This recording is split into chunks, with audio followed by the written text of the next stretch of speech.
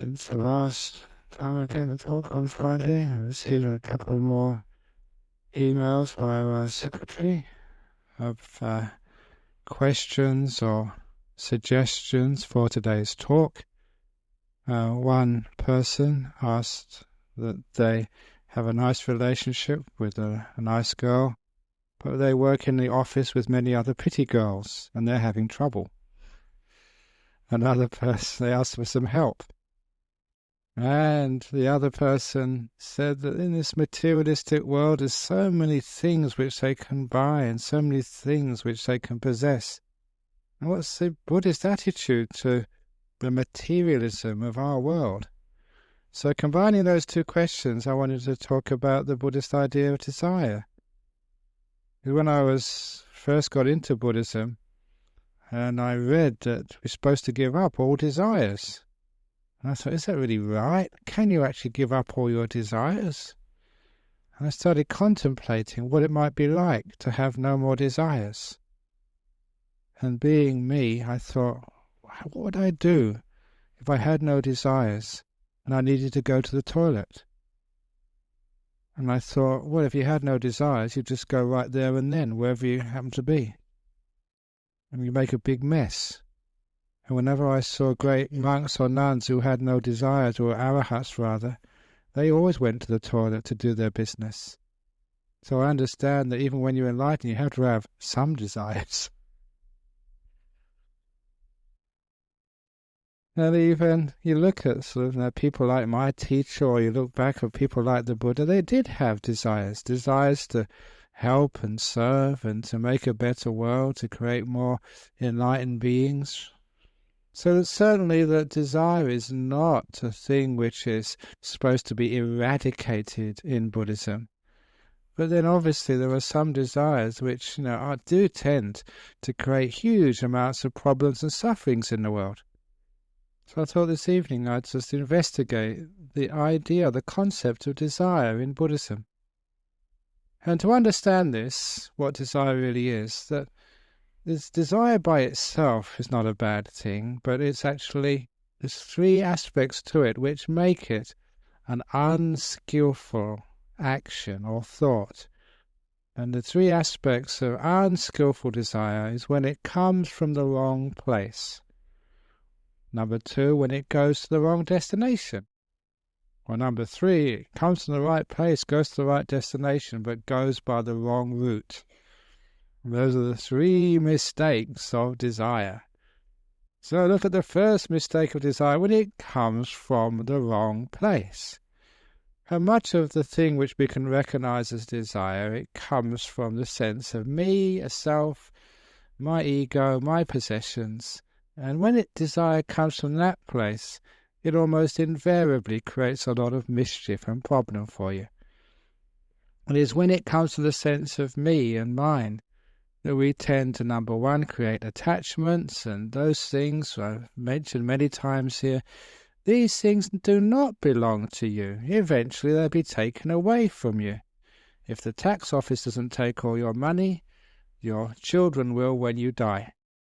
But whatever it is, it just shows you don't really own it. It's only there for a short period of time. But when the desire comes from the wrong place, when we think it really is ours, it brings up this huge amount of sort of conceit and pride. And a lot of times that the desire actually feeds a sense of ownership, possessions, and pride in what one possesses. And that's a huge problem in modern life. I just come back from Sydney. I was in Sydney on Saturday, Sunday, Monday, Tuesday. You wouldn't believe just how many sports cars I saw on the roads in Sydney. And it's crazy having it. Why do people buy these expensive sports cars in such a place? Number 1, they all get stuck in the traffic like everybody else. They can't go fast. Number 2, they have all their roofs down. And that means, because they're very low vehicles, it means they have to suffer the heavy pollution in the traffic. The more toxic gases, they stay right down. The higher you are, actually, just the less toxic gases you have to breathe in. Remember, they haven't got their car closed up. They've got their sunroof open. So they also get sort of skin cancer, and even worse, they get all the bird droppings on their head. And I'm sure those birds are very, very accurate the way they can aim. So why do people sort of put themselves in these expensive sports cars with the roofs down in traffic, so where they can't really go fast anyway? And it's just for the sake of ego, for the sake of conceit, to show off. And after a while, if that's where the desire is coming from, just to say, look at me, look at how much I've got, that I'm somehow better than you because I've got more than you have, then that's not a desire which is going to lead anywhere except to a lot of suffering, because there's always someone who's got more than you have. And that sort of competition to have the most is a terrible thing, in your life. Keeping up with the Joneses.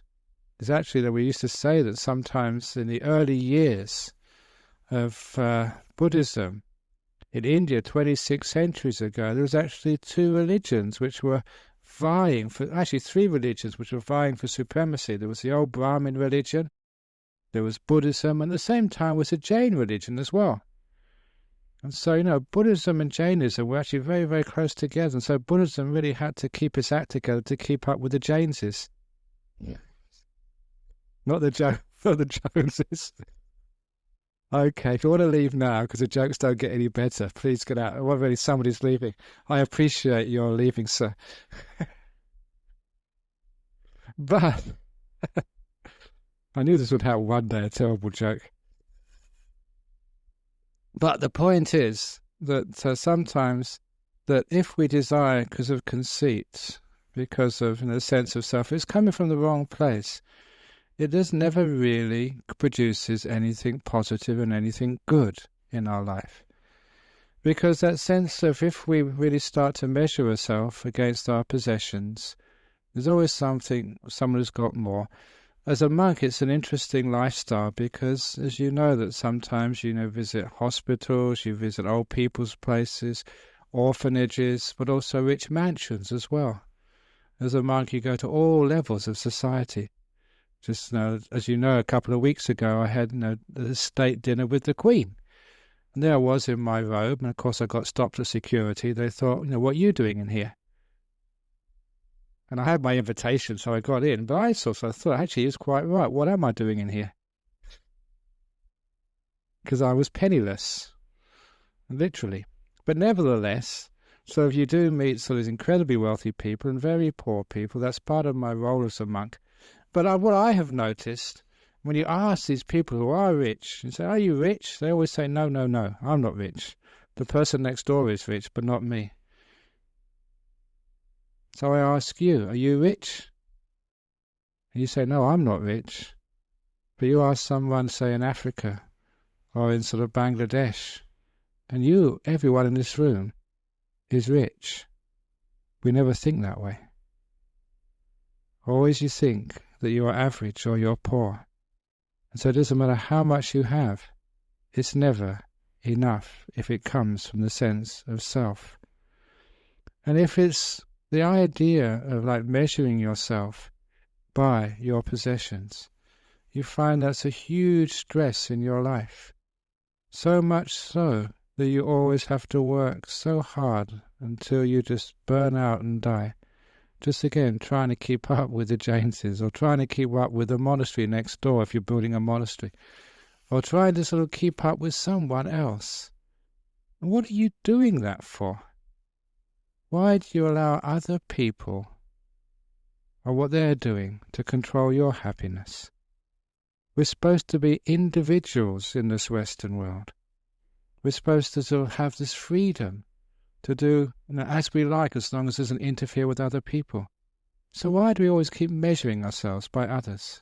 Is it really the case that you're only a success in life if you have many possessions? If that's the case, then you're missing out on what real success is. Because success doesn't mean how much you have. Success is how much contentment you have, how much peace you have. And a lot of times, the more you have, the more worries you have. The bigger the house, the bigger your investment portfolio. When I was staying in New York last November, one of the monks' friends, actually many of the monks have actually been there and done that. One of the monks was an investment broker, making huge amounts of money and spending just that amount all the time. One of his friends, he was an investment broker in Manhattan. I stayed in his apartment, and he always had the Bloomberg channel on almost 24 hours a day. He was always watching to see what stocks were going up, what stocks were going down. And sometimes you wonder, is that real freedom, or are they always worried all the time? So sometimes the more you have, the more worries you have, the more you have to protect. The bigger your car, the more you have to worry about a security system. And the bigger your house, the more you have to worry about the burglars. So it's nice living in a little cootie in a hovel. If the burglar comes in, they can take whatever they want. There's nothing there for them to take. There is no DVD. There is no plasma screen TV in my hut. There's no jewelry. There's no money. So if any burglar comes into my hut, they get very, very disappointed. All they have is a few Dhamma books, and hopefully they will take those, but I doubt it.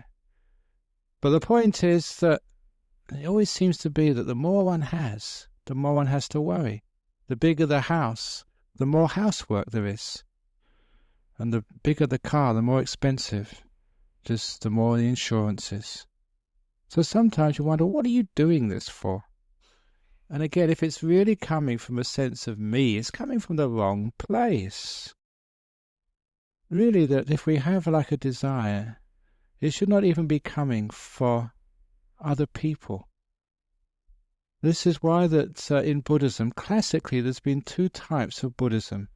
The first type of Buddhism, which people actually call Hinayana, just concerned about yourself, your own needs, your own enlightenment, just getting whatever you want out of the spiritual tradition for you. It's a selfish path, which is why that someone called that even spiritual materialism. You desire things, but for yourself.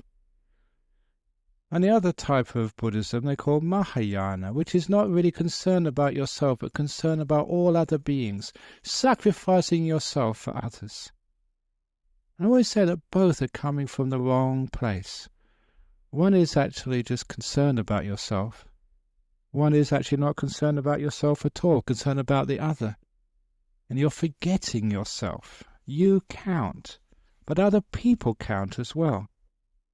And so the right place where desire should come from is not what can I do for them, not what can I do for me, but what can I do for us. You can see the wisdom in that. And when it's personal, just about me, it never works. The desire just goes to a wrong end. When it's about the other person, you're selfless, you sacrifice yourself, you are the martyr. Then again, after a while, you suffer, you get burnt out. But when it's us, you're involved.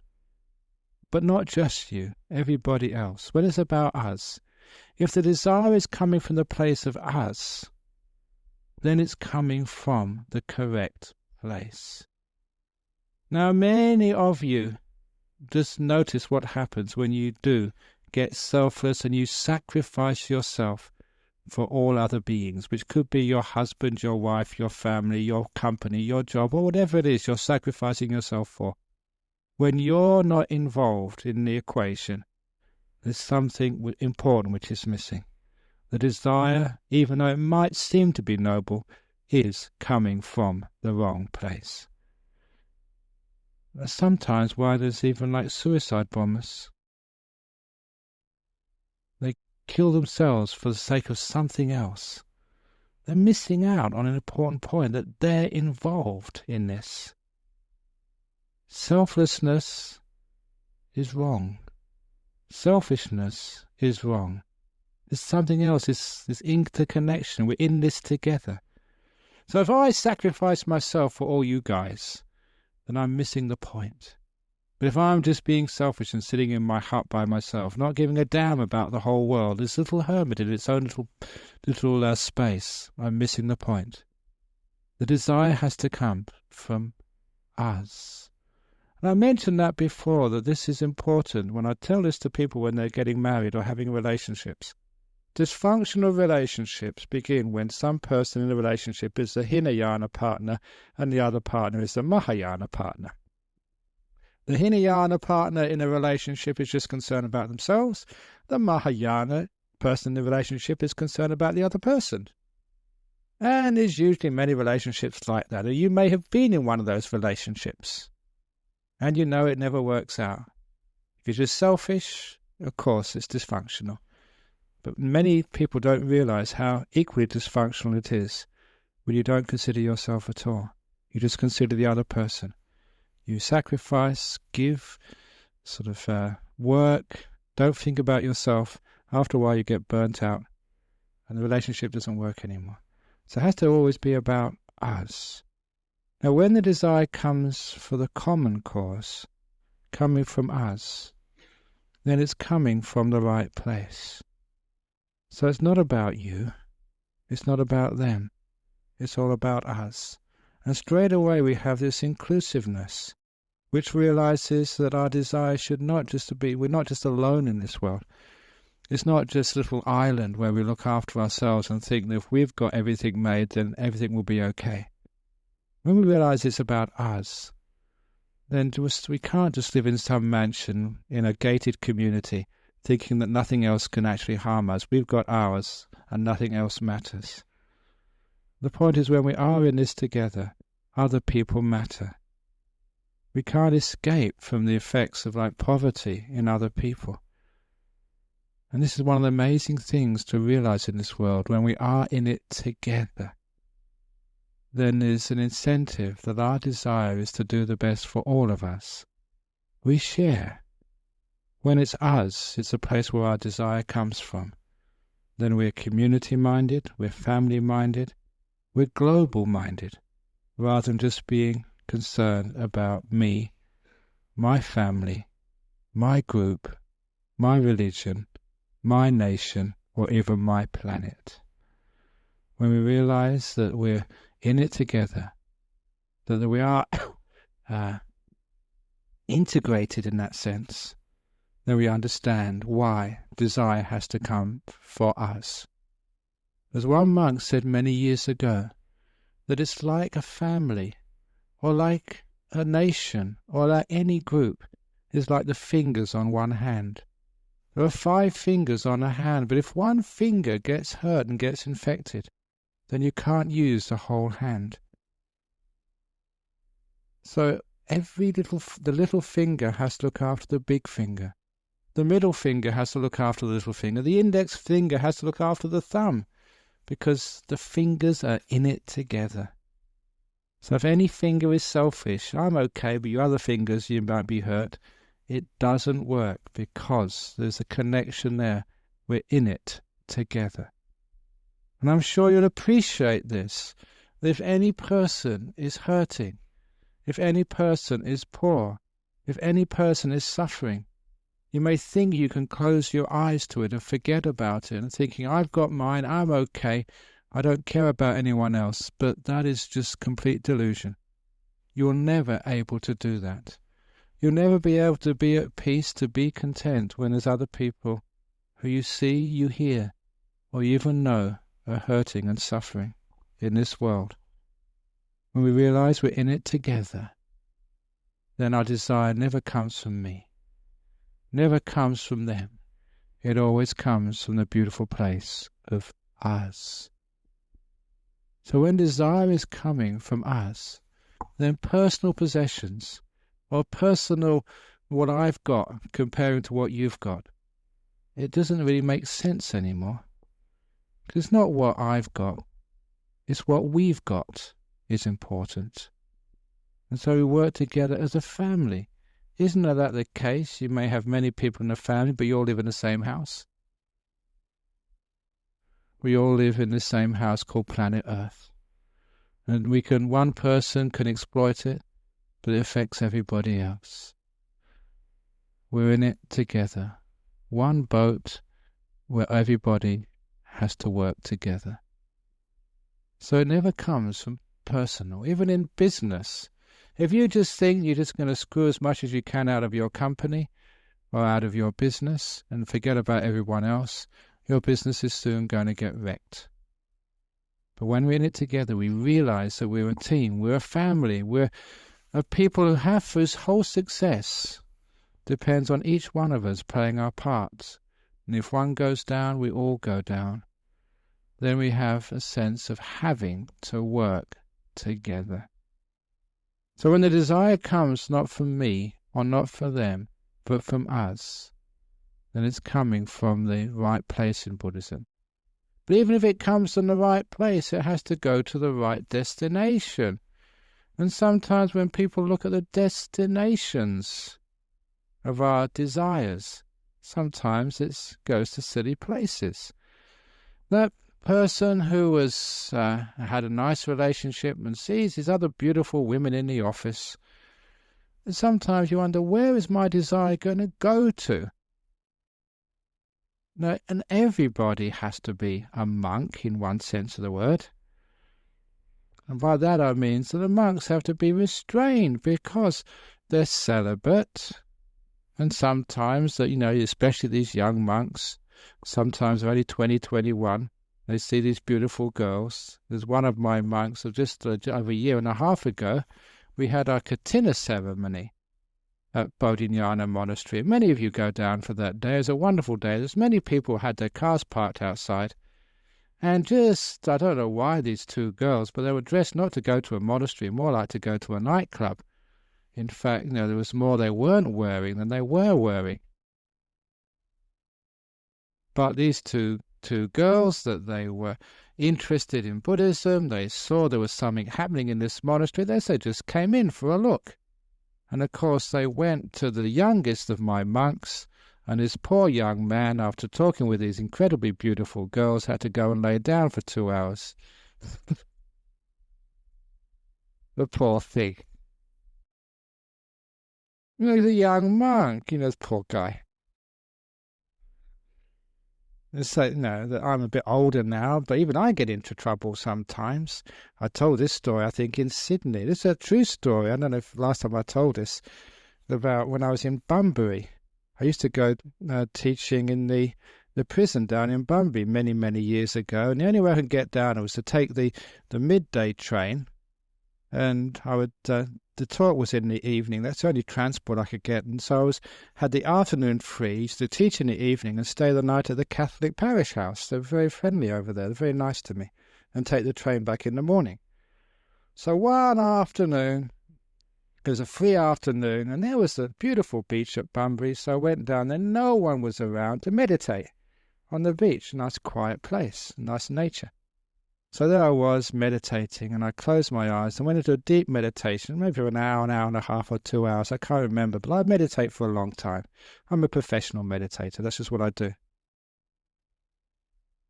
The trouble was, when I came out of my meditation, I looked to my left. This is true. On my left was this beautiful 17-year-old girl in a bikini, just sitting right next to me. And I thought, my goodness, what's happening? And I looked to my right.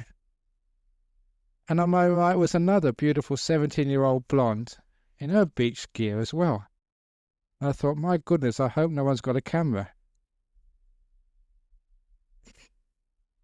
I would never be able to live that down, because there was a Buddhist monk on the beach with two floozies on either side in attire which was very inappropriate, being next to a Buddhist monk.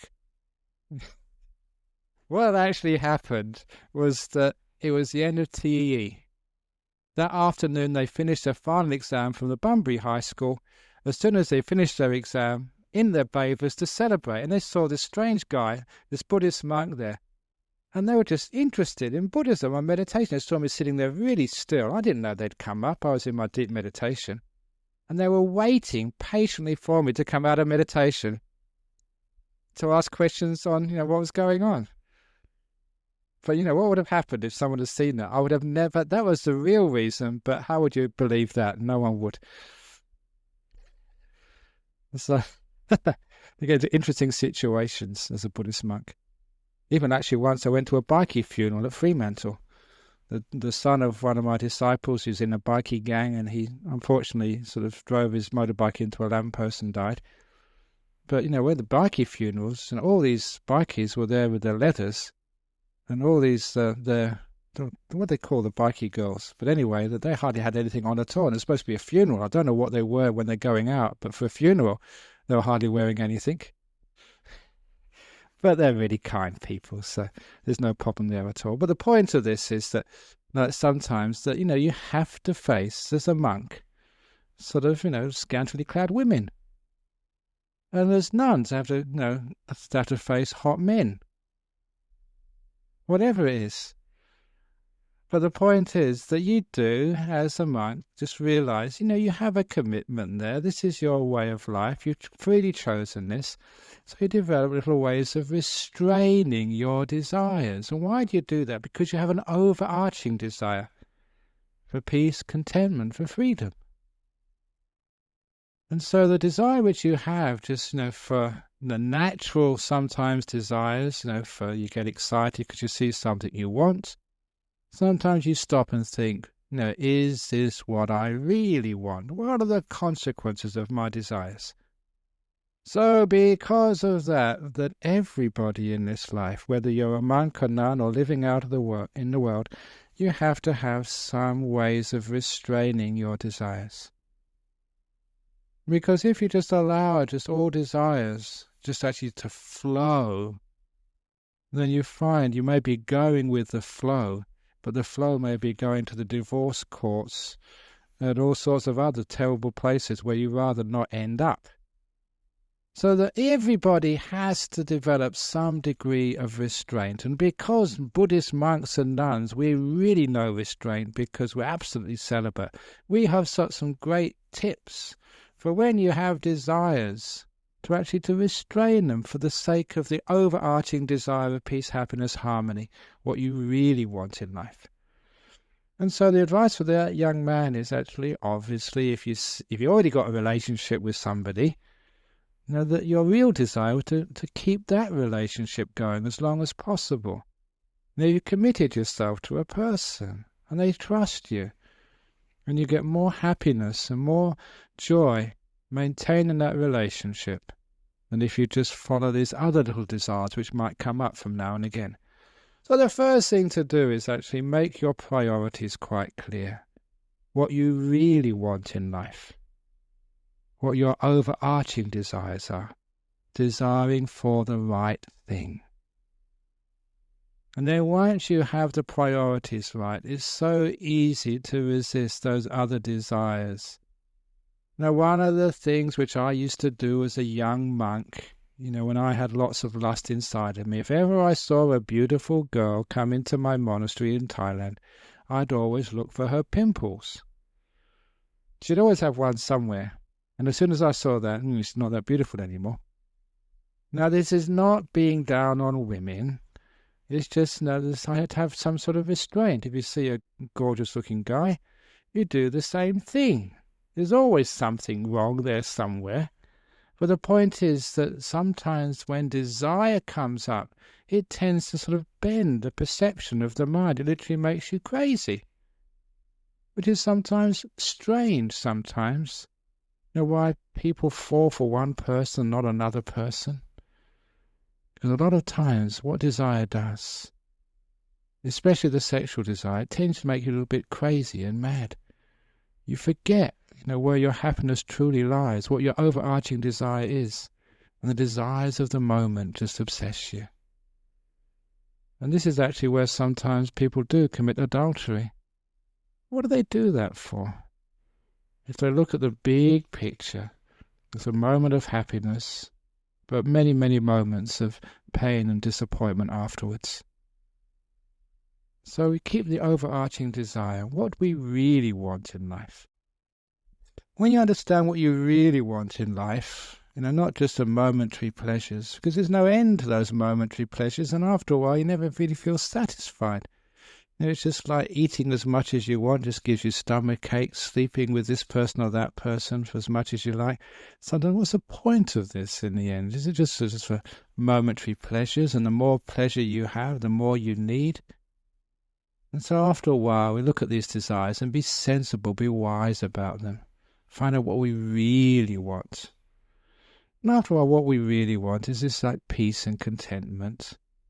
To find, if you're in the world, to find a partner you can settle down with. And understand that desire has to be wise. You'll never find the perfect partner in this world. The perfect partner doesn't exist. This comes under the category of what Ajahn Chah used to say of searching for the tortoise with a moustache. If you're looking for you're more likely to find a tortoise with a moustache than you are finding the perfect partner in this world. And I know this because I've talked to many, many people with marital problems. And I always say their husband is like this. And I've listened to all the descriptions of the husband. And quite frankly, from my research over many years I've been a monk, all husbands are the same. So you think you're going to change one and get a better model. They're basically exactly the same. Believe me, trust me. And it's the same with girls as well. You think the next one you get might be the right one for you. No, they're all the same. Don't worry about it. What we're saying there is that sometimes we have unrealistic expectations, and the unrealistic expectation gives us desires which can never be met. Our desires are going for a goal which never exists. It's unreasonable desires. And so when we look at the goal of our desires, and we realize it's expectations, things which are unrealistic, and we understand why that type of desire, going for the wrong thing, will always lead to disappointment, frustration, and a lot of suffering.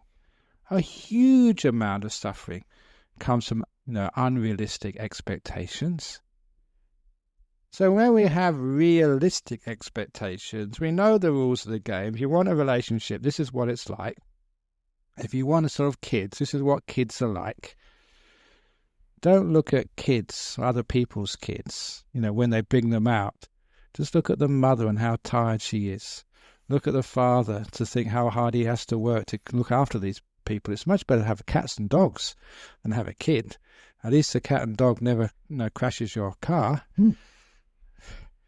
Or even better, there's people actually once said, because they worked out when we first went to England, the monks from our monasteries first went to England, and people thought, wow, looking after these monks is so expensive. You have to get them a monastery, you have to feed them, get them health insurance. And they worked out it's much cheaper to look after a monk than it is to look after a dog.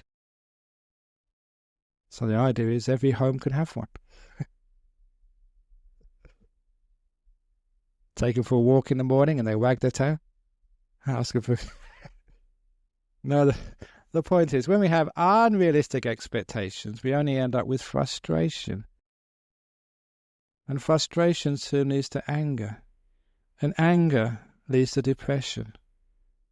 All coming from unrealistic expectations or desires in life. When we know what the rules of the game are, we can work within those rules. And if it's having a relationship, we know exactly what to expect, and we can actually work within that. We can actually work to keep that relationship going. We don't expect the very best. We can even expect arguments and have the strategies when those arguments happen. Like the person in office, you can expect, as a young man, a young woman, to have a desire for somebody else. But you know what that's going to happen, so you have those strategies. To remind yourself, keep that person who asked that question, keep a picture of your partner. And just whenever you see a beautiful girl in the office, get out the picture of your partner and just look at her. And to remind yourself of your commitment, to remind yourself of what you really want in life. And once you have the bigger picture there, then obviously you'd usually choose, your partner, the one the one you've committed to, as the more likely to give you what you really want in life, which is peace, contentment, the sense of freedom. Because unrestricted desires, when we keep on indulging them again and again and again, it's like an addiction to any sort of drug. After a while, that we don't have any freedom left. As I've often said, there are two types of freedom in this world. One is not a real freedom at all. It's called the freedom of desires. where we allow every desire which comes into our mind to be sort of met, anything we like to eat, anything we like to do, anyone we like to sleep with, or any sort of sexual preference or whatever, just allow it just to all be expressed. And we think that's allowing our desires actually just to explore the world. But after a while it becomes like the tyranny of desire. Because, we think we're generating the desire, but after a while the desire controls us. It becomes addictive. We have to have that food. We have to have that sex. We have to have that whatever else it is. And that is no freedom anymore. It becomes a tyranny of desire. Which is why that when one does exercise a little bit of self-discipline, a little bit of restraint, when you see that thing you want to buy, you say no because I can't afford it. I'd rather use my funds for something else. When there's a little bit of restraint and discipline, what one actually realizes afterwards is a freedom from that tyranny of always having to have it, always having to get it, to having everything you want supplied. In ancient societies, there always had to be that discipline.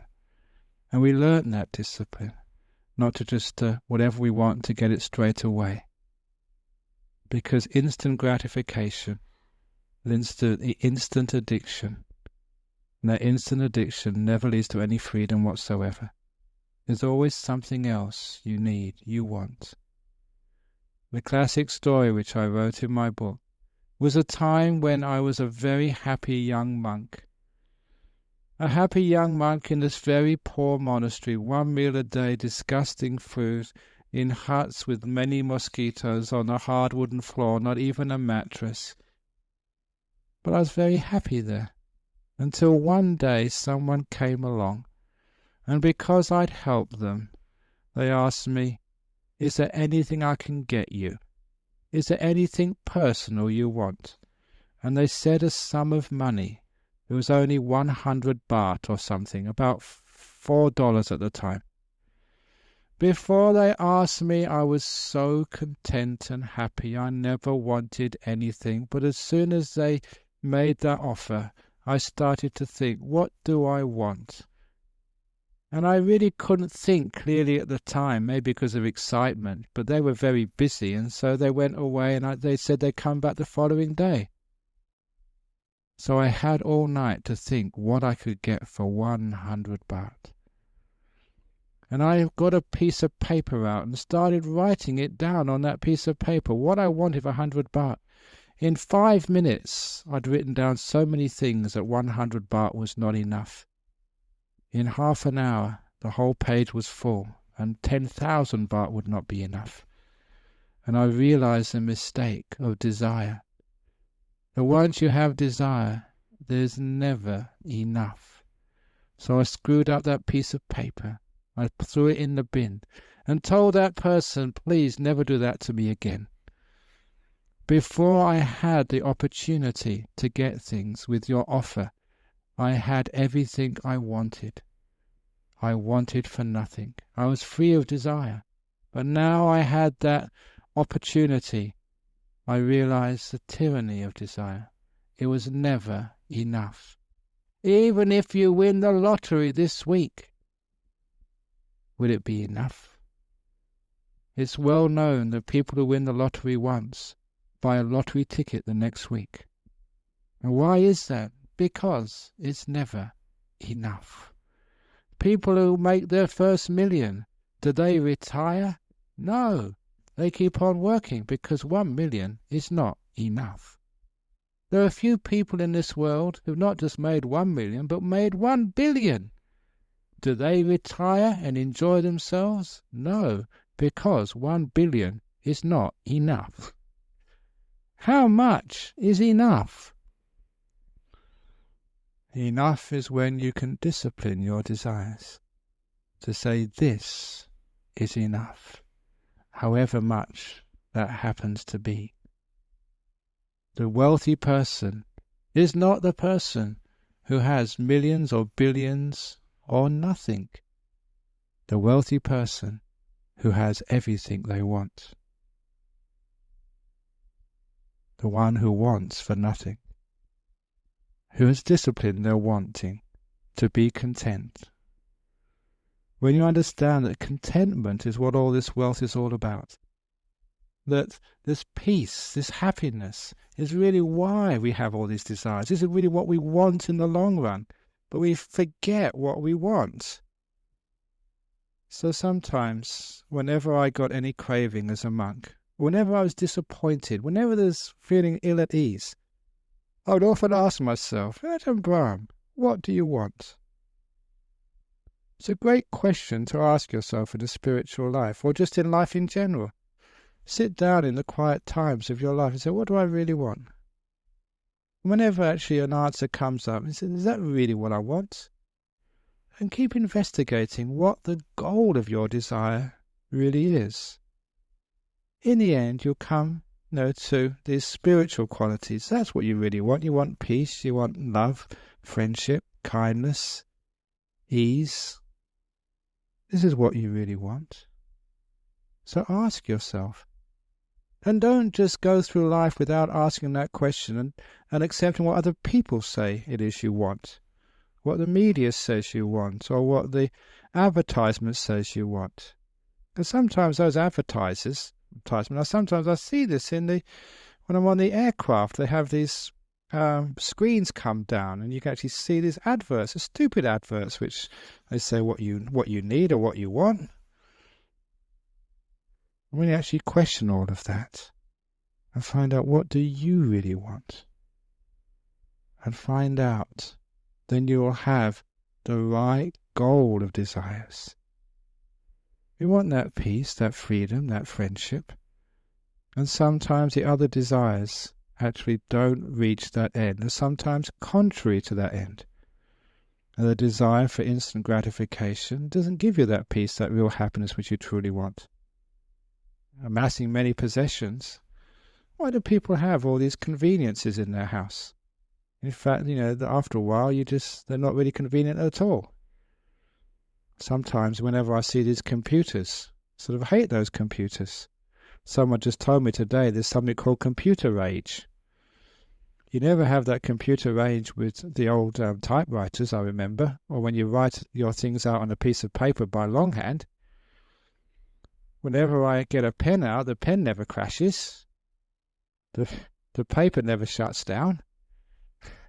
So sometimes you wonder, why are these things which we have? We call them conveniences. But are they really all that necessary sometimes? It seems to be that the more things we have, the more complicated life becomes. Convenient but troublesome, one of our monks used to say.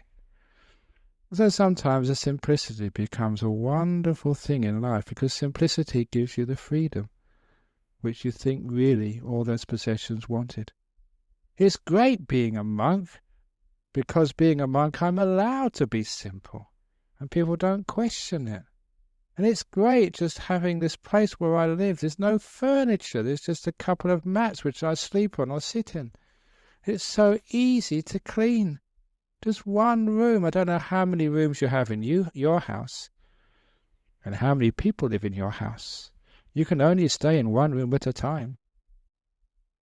So it's wonderful having simplicity, because then actually you get what you really desire in life. So find out what you really want in life. And then don't just be conditioned by media, by other people, keeping up with the Joneses, what other people think. Have that courage to go your own way in life. And when you have that courage to go your own way in life, you realize what you truly want is not to be found in the material things outside, but always to be found inside.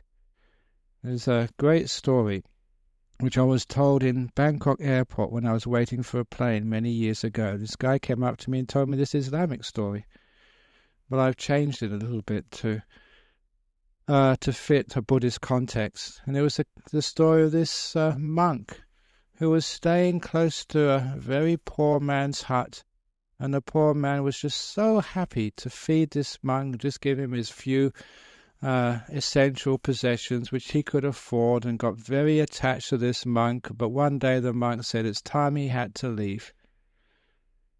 And the poor man was very sad that his monk, who he'd looked after for such a long time, who got to love and care for, was about to go. But the kindly old monk said to him, "Never mind, before I go, I'd like to give you a gift. I will tell you where a great treasure lies. I've seen you're so poor, and I want to help you." And the poor man was very interested and very excited, because this was a monk who would never lie. If he said there was a treasure, there would surely be a treasure there. And the monk gave the instructions. "I'm going to go this afternoon, but tomorrow morning I want you to stand at the threshold of your poor little hut with your bow and arrow, and I want you to face the rising sun, and when that sun appears over the horizon with your bow and arrow, I want you to let that arrow fly. And where the arrow falls, there you will find a great treasure." And then the monk left. And so the man hardly slept at night, because he knew what the monk said must be true. So he got his bow and arrow out, got up a couple of hours before dawn. His wife was carrying the shovel, and, well, there were sexes in 100 years ago, so who cares? And he was waiting there, and when the sun rose above the horizon, he got his bow and arrow, and he shot the arrow and let it fly in the direction of the rising sun. And he ran after it, and where the arrow fell, he and his wife, they both dug. This deep hole, they weren't finding anything except big trouble, because that was in the field of a wealthy man. And the wealthy man said, "I'm going to have you arrested. You can't dig in my field and spoil my field." And when the man said what had happened, he said, "Look, it was that monk told me to do this, and he said he'll find a treasure there." And the landowner thought, "I know those monks. They never tell a lie. So there's something wrong here." And he looked at this poor owner of the hut and said, "And you don't know how to shoot an arrow. I will shoot the arrow tomorrow morning, and then we go 50-50. That's better than going to jail." So the man had to agree. So the following morning, the landowner and the poor man with his wife carrying the shovel again, they were there waiting for the sun to go up. This time the rich man had the bow and arrow. And when that sun rose, he shot the arrow in that direction. It went much further. And they all ran after the arrow, and where it landed, they dug a big hole. And they found nothing except more trouble, because that field belonged to a general in the army. And with his soldiers, he arrested a lot of them. And when the rich man said, "It's not my fault, it's this guy's fault," the poor guy. And when the poor guy said, "It's not my fault, it's the monk's fault," this is what he said. And the general also knew, these monks don't lie. So obviously, you're just a layperson. You don't know how to shoot a bow and arrow. Tomorrow morning, I will go there, and we'll split it third. So they agreed upon that. And the following morning, there they were at dawn. And this time the strong general had the bow and arrow. He really knew how to shoot bows and arrows. Or arrows, but not bows. And anyhow, where the sun rose, he let the arrow fly in the direction of the rising sun, and they all ran after it with a few soldiers, who this time were carrying the shovels, because they were really good at digging. And when they got to where the arrow fell, they dug a huge hole. They found nothing except more trouble, because that was in the king's garden. And this time the whole lot of them got arrested and dragged before the king. This was a big offense, destroying the king's garden. And they were all in big trouble. So they asked the general, "What do you do this for?" And he said, "It's this rich guy's fault." The rich guy said, "What do you do this for?" And it's this poor guy's fault. And what did the poor guy say? "It's not my fault, it's that old monk's fault." And the king said, these monks, they don't lie. So he put them all in prison for a few days while he sent for this monk. And his soldiers searched for this monk. Soon they found him, and they dragged him back to the palace. And the monk said, "Look, I don't lie. There is a treasure to be found there. Tell you what, said the monk, we'll all go there the following morning. And you, king, you're good with the bow and arrow. You could hold the bow and arrow this time, but this time follow instructions, because I will be there. The last 3 times they did not follow my instructions, which is why they couldn't find the treasure. So the king was intrigued. So the following morning there was the king, the general, the rich man, and the poor man with his wife with the spade. Doesn't matter, it has a happy ending. And the monk as well. And they were waiting for the sun to rise. This time the king had the bow and arrow. And as the sun was rising, he faced on the threshold, he faced the rising sun. And the king put the arrow in the bow. And as the sun rose, he was about to shoot it when the monk said, "Stop. You're not following the instructions." And the king said, "Repeat the instructions." I said, "Stand on the threshold, face the rising sun, and then let the arrow fly." I never said, "Shoot the arrow." I said, "Let it fly." So the king let go of the arrow, and it flew downwards between his feet and the threshold itself. And there the wife dug just a small hole, and they found this huge treasure right where the man had been standing all along.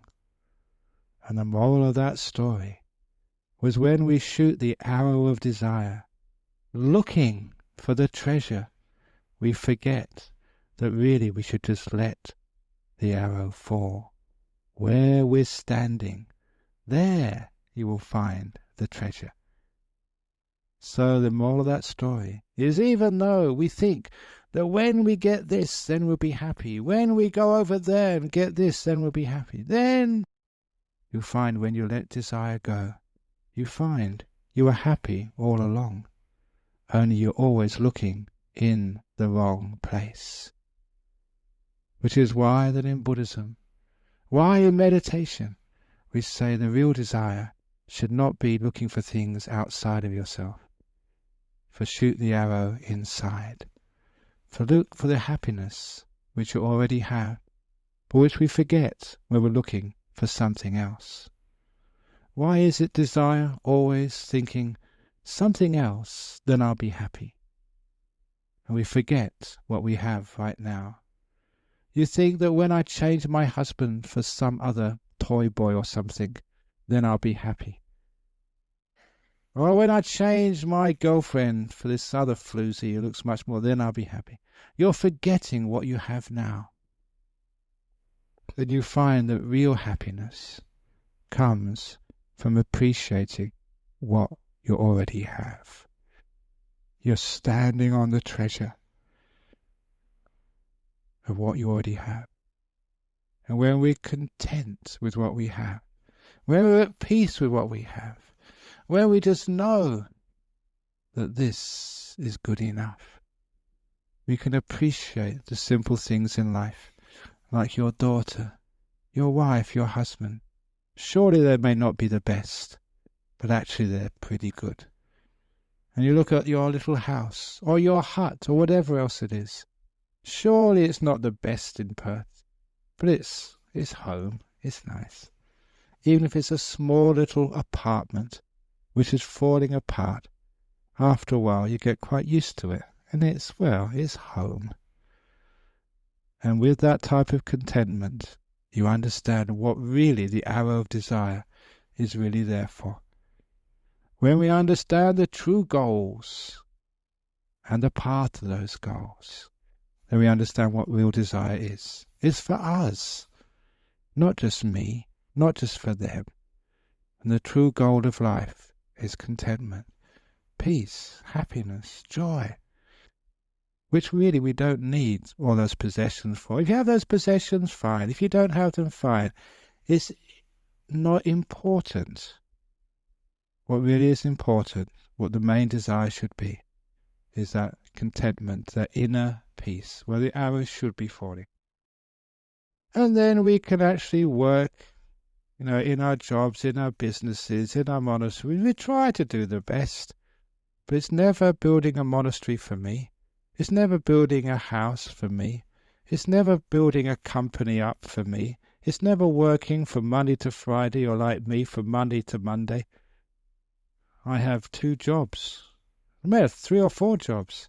I have my weekend job here in Perth, and I have my weekday job in Serpentine. When I do have holidays, I have jobs in Sydney and Melbourne, all these other places I have to go to. I hold many jobs. But we don't do this for myself.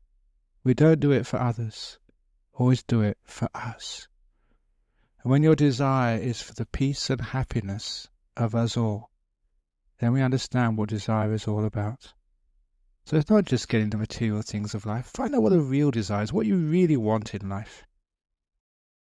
When you know what you really want, then know what we all really want.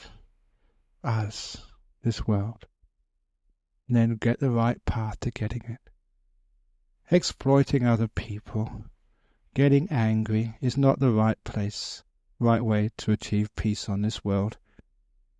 And sometimes you understand why, is like people like Mr. Bush invading Iraq for the sake of democracy.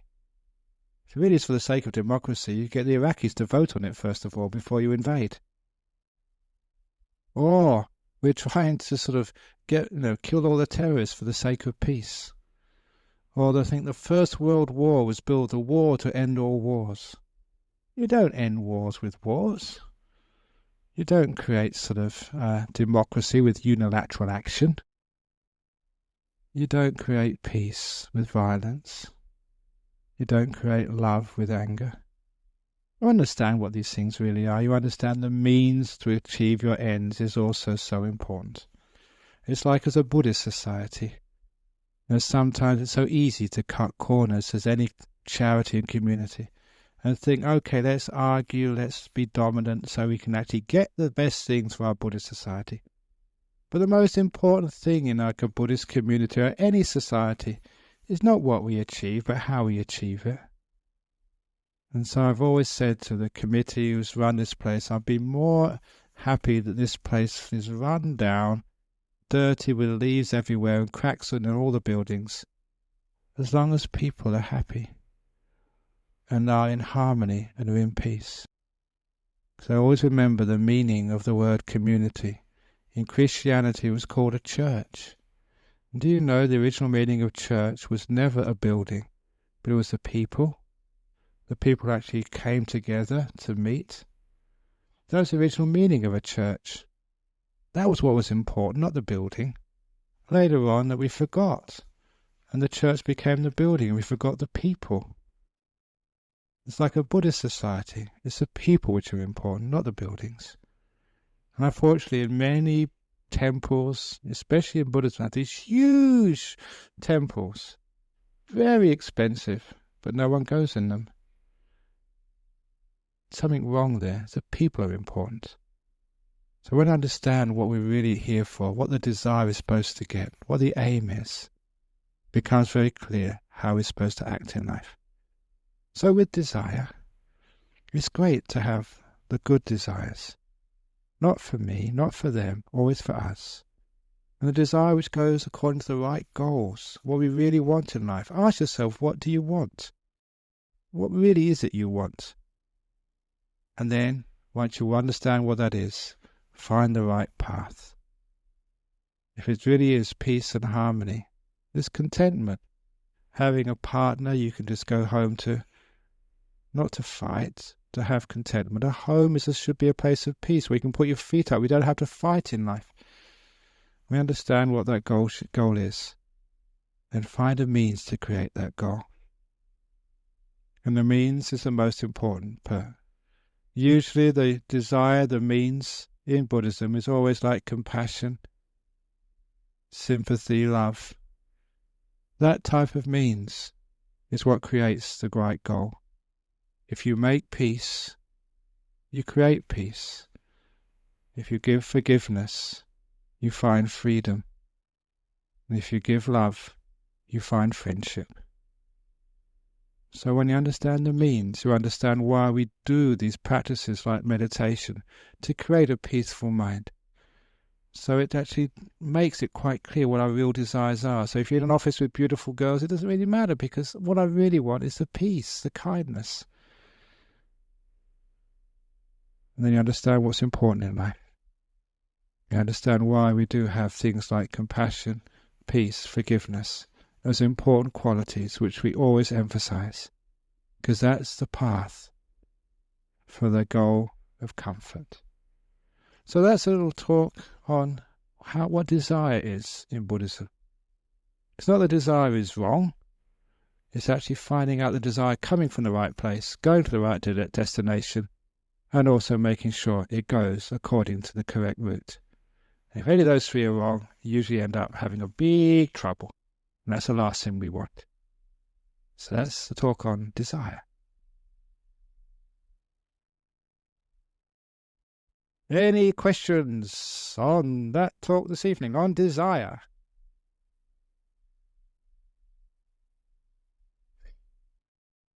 No. Yeah, okay, thank you. It's always good to have one question.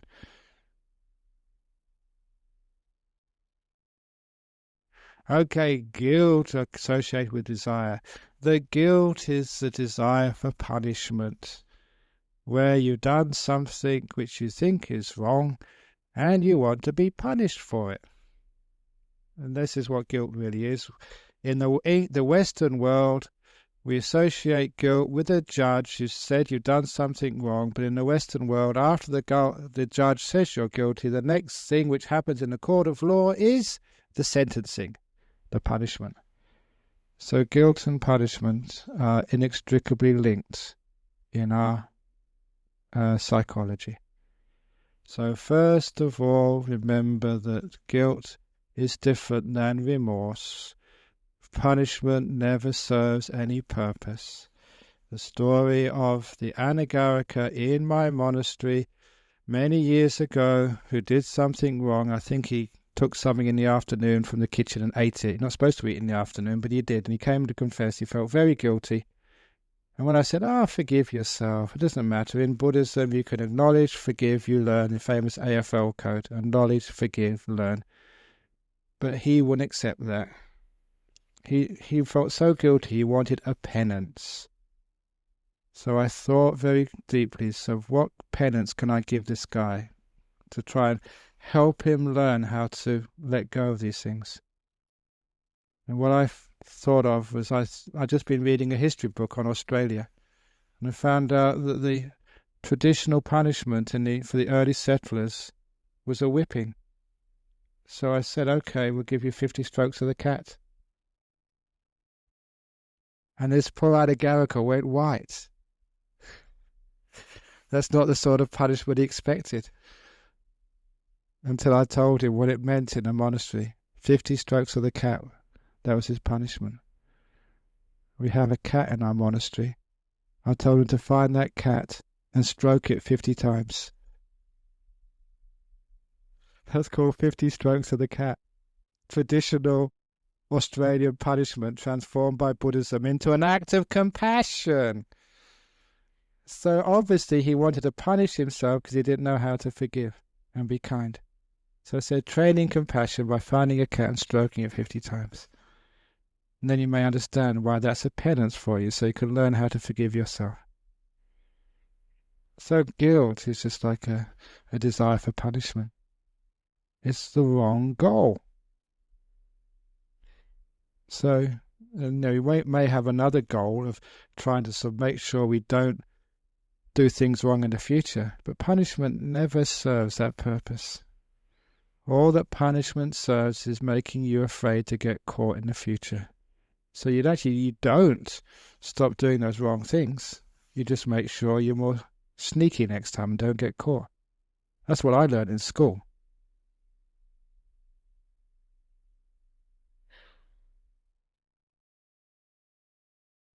Guilt of having a desire. It's really weird, because sometimes people have the idea that if you're a Buddhist, you shouldn't have any desires at all. And that itself is a desire not to have any desires. So it gets really complicated after a while. So the point of the talk this evening is just saying that desires are inherent in a human being. Even if you're enlightened, if a Buddha has desires, but those are desires for the happiness of all beings, including himself. It's an us. So to make sure you're very clear on desires, the number one, the desires are inherent. So it's not that the desires are wrong, it's some desires are wrong, some are skillful, are helpful. So find out the desires which are unskillful, which create problems in the world. And I pointed out this evening that those are desires which come from me or for them. It should be desires which come from the right place, which is from us. And then make sure it's a desire which goes to the right place. Not just for instant gratification or material possessions just for their own sake. Which has come from like peace, tolerance, harmony, friendship. So make sure the goal is right, the source is right, the goal is right, and then it's going in the right path, the right direction, which is usually through such things as compassion, kindness, giving. And then when you have those three all nicely correct, the desire which comes from the correct place goes to the correct goal and goes by the correct path. And you never have to feel guilty about those, because they only lead to good things. They lead to the peace and happiness of all beings. It's wise compassion. Does that make sense? Okay. Thank you for that question. Okay, I think many people now have the desire, quite okay desire for finish up now to go back home or have something to eat. So those are don't have desire you don't need to feel guilty about. So let's finish now with some ads from Sol.